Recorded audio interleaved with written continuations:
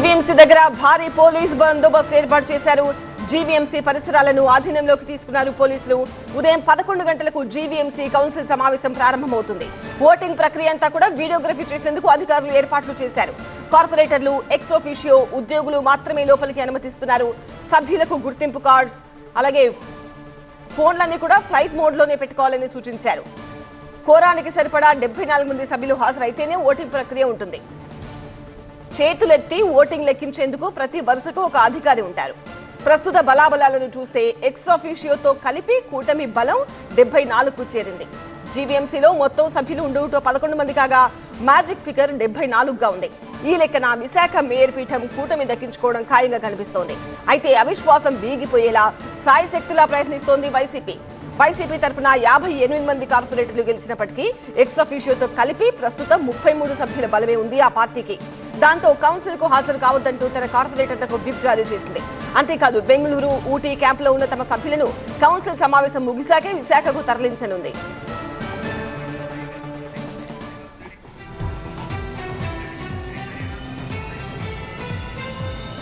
ఇవాళ విశాఖలో big day. TV9 ప్రతినిధి ఈశ్వర్ తో మాట్లాడి మరిన్ని అప్డేట్స్ తెలుసుకుందాం. ఈశ్వర్, ఇవాళ ఉత్కంఠ రేపుతోంది జీవీఎంసీ రాజకీయం, క్లైమాక్స్ కు వచ్చేసింది. ఏమంటున్నాయి పార్టీలు?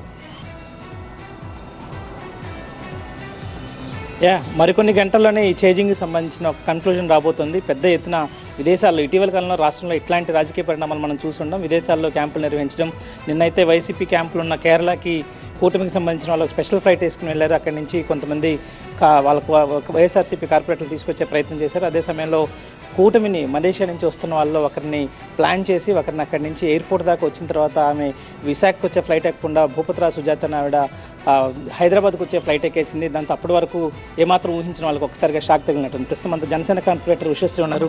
మేడం, ఎలా చూస్తున్నారు? ఇంత పెద్ద ఎత్తున అవసరమా? కేవలం 11 నెలలు మాత్రమే ఉందంటున్నారు కదా, ఎందుకు దీనికి యాంటీ డిఫెక్షన్ ఉంటుంది? మీకు విప్ జారీ చేశారు, ఎలా చూస్తున్నారు ఇక్కడ? All is fair in love and war అంటారండి. ఇది ఒక యుద్ధం చేస్తున్నాం మేము అవినీతి రహిత పాలనని నిర్మూలించడం కోసం. తర్వాత మేము ఏదైతే కట్టుబడి ఉన్నామో విశాఖ అభివృద్ధికి, కార్పొరేటర్స్ అందరూ కూడా విశాఖ అభివృద్ధి ధ్యేయంగా ముందుకెళ్దాం అనుకుంటున్నారు. ఒక దిశ కోల్పోయిన రాష్ట్రానికి అభివృద్ధి బాటలో నడిపించడానికి ఇది మేము తీసుకున్న డెసిషన్. సో ఎట్లా యాంటీ డిఫెక్షన్ ఉంటుంది కదా, విప్ జారీ చేశారు, దీన్ని డిస్క్వాలిఫై అవ్వక ప్రమాదం ఉంటుందని చెప్పి హెచ్చరిస్తున్నారు కదా. యాంటీ డిఫెక్షన్లో కేవలం అది ఎమ్మెల్యేలకి, ఎంపీలకి వర్తిస్తుందండి.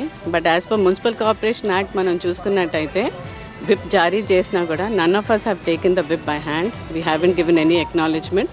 అండ్ మున్సిపల్ లోకల్ బాడీస్కి ఏంటంటే విప్ అంతగా వర్తించదు. ఎందుకంటే వీఆర్ నాట్ లా మేకర్స్. మేము కేవలం ఒక గవర్నెన్స్కి, మంచి గవర్నెన్స్కి హెల్ప్ అవుతాం కాబట్టి ఒక లోకల్ బాడీ అనేది ఫామ్ చేస్తాము. సో విప్ అంతగా మా మీద వర్తి. ఓవరాల్గా ఏం చెప్పదలుచున్నారు? మార్పు వెనకాల మీ అభివృద్ధి మంత్రమా, లేకపోతే ఇంకేదైనా ఇతర కారణాలు ఉన్నాయి, ఆధిపత్య పోరుగా చూడాల్సిన అవసరం ఉంటుంది? కేవలం అభివృద్ధి మా ధ్యేయం అండి. ఏదైతే లాస్ట్ 4 yearsలో మాకు వార్డ్స్లో అభివృద్ధి అయితే అంతగా జరగలేదు. కనీసం మేము ఒక స్ట్రీట్ లైట్ కూడా వేయించుకోలేని పరిస్థితి. So the welfare of the people, వాళ్ళ సెక్యూరిటీ, సేఫ్టీ. గెలవబోతున్నారు ఈరోజు పూర్తి స్థాయిలో? మీ పార్టీలు మీకు పూర్తిగా సహకారం అందిస్తాయి? మా పార్టీలు మాకు పూర్తిగా సహకారం అందిస్తున్నాయి. మా దగ్గర మ్యాజిక్ నెంబర్ ఉంది, మేము గెలవబోతున్నాం. Thank you. ఇది కేవలం అభివృద్ధి కోసం జరుగుతున్న పోరాటంలో మాత్రమే మేము ఒక యుద్ధంగా దీన్ని తీసుకున్నాం. ఎందుకంటే అవినీతి పాలనని అంతమొందించాలి. జీవీఎంసీలో వైఎస్ఆర్సీపీ మేయర్ ఉన్నారు, ఇక్కడ అవినీతి జరుగుతుంది, మాకు పూర్తి స్థాయిలో ఏమాత్రం ప్రాథమిక సౌకర్యాలు కూడా కల్పించడానికి పరిస్థితుల్లో మేము ఉన్నాం. కాబట్టి దీనికి మేయర్ మార్పు అభివృద్ధి కోసమే ఇందుకు రాజకీయ పార్టీలు మాకు సహకరిస్తున్నాయని చెప్తున్నారు. అదే సమయంలో ఇది కార్పొరేటర్ల ఇనిషియేషన్, పార్టీలకు సంబంధం ఏమాత్రం లేదని చెప్పడంతో పాటు యాంటీ డిఫెక్షన్ కూడా దీంట్లో ఉండదు. ఎందుకంటే మేము లా మేకర్స్ కాదు, లోకల్ బాడీస్కి యాంటీ డిఫెక్షన్ ఉండదు. విప్ ఇచ్చినా కూడా దానికి పెద్ద ప్రభావం ఉండదని చెప్పి చాలా క్లారిటీగా కార్పొరేటర్లు చెప్తున్న పరిస్థితి కనిపిస్తుంది. మొత్తానికి ఈరోజు 11 గంటల జరగబోయే సమావేశంలో అవసరమైన బలాన్ని ఇప్పటికే సమీకరించుకున్నట్టుగా కూటమి చెప్తోంది. దీనికి మరొకవైపు వైఎస్ఆర్సీపీ మాత్రం చూద్దాం ఏం జరుగుతుందో, ఆ టైంలో మ్యాజిక్ జరగబోతుందంటూ వాళ్ళు ఒకవైపు చేస్తున్న నేపథ్యంలో తీవ్ర ఉత్కంఠ అయితే నెలకొంది, తీవ్ర టెన్షన్ అయితే నెలకొన్న పరిస్థితి కల్పిస్తుంది. ప్రస్తుతం మనం కార్పొరేటర్ అందరూ బస్ చేసిన దస్పల్ల హోటల్లో ఉన్నాం. ఇక్కడ నుంచి 11 గంటలకి 10:30కి ఇక్కడ నుంచి బయలుదేరి 11 గంటలకు సమావేశాన్ని చేరుకోవడానికి అవసరమైన ఏర్పాట్లను చేస్తున్న నేపథ్యం కనిపిస్తుంది.